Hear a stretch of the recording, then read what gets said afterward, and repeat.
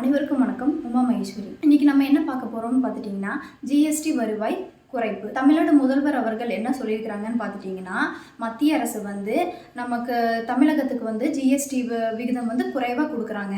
கடந்த 30/6/2022 ஆண்டிலிருந்து ஜிஎஸ்டியோட வருவாய் வந்து குறைகிறது. இதனால் வருஷத்துக்கு பார்த்துட்டிங்கன்னா 20,000 ரூபாய் கோடி வரை இழப்பீடு ஆகுது அப்படின்னு சொல்லி நம்ம முதல்வர் சொல்லியிருக்காங்க.